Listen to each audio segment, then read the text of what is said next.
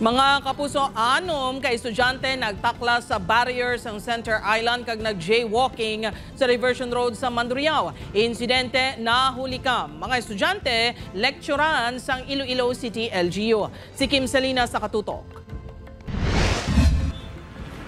Makit-an sa sining nga video ang isa ka lalaki nga estudyante sa tungasang dalan nga hindi pa sigurado kung matamok o kung hindi. Tub-tub nga nagdalagan nini sa piyak nga bahin sang dalan. Makitad man ang pila ka mga kabataan nga upod sini nga nagatakla sa metal barrier sa Center Island kag nagtabok man sa mga dalan.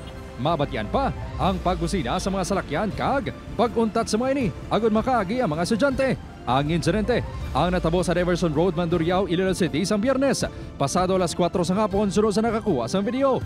Ang insidente ang ginka-alarma sang Iloilo City Traffic and Transportation Management Office.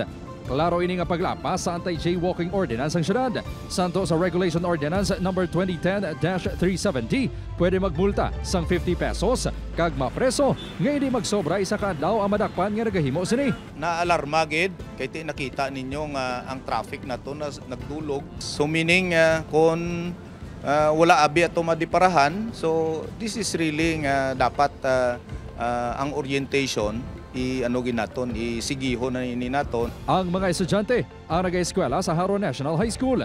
Sunod sa principal sa Bulutuan, ang mga involvado ang 5 ka grade 7 students kag 1 ka grade 8 student. Dugang sang principal, wala ko na makaibalo ang mga estudyante nga ginadublian ang pagtabok sa mga dalan. Ginusisa kung isa ka bata is nagahingagaw siya kay may call, may message siya nga ang iyang mother nang makol sa iya. So nangihingagaw siya makatabok tapos nagsunod na lang ang iban. Ginpatawag na mga kabataan sa guidance office o mga adlaw upod ang ilang mga ginikanan.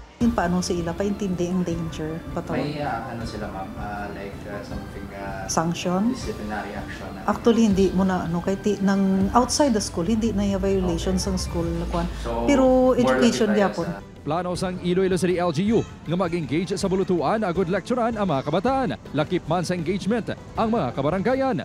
Tutukan man sang Iloilo City TTMO ang iban pangadalan sa syudad kung sariin masamig ginalapas ang ordinansa. Ginambal ko kay na i-review. Part of the review is realignment sang deployment and i-orient man nato ng aton nga mga task force jaywalking nga magbalik sila. Upod Kirumel Porquia, Kim Salinas, 1 Western Visayas.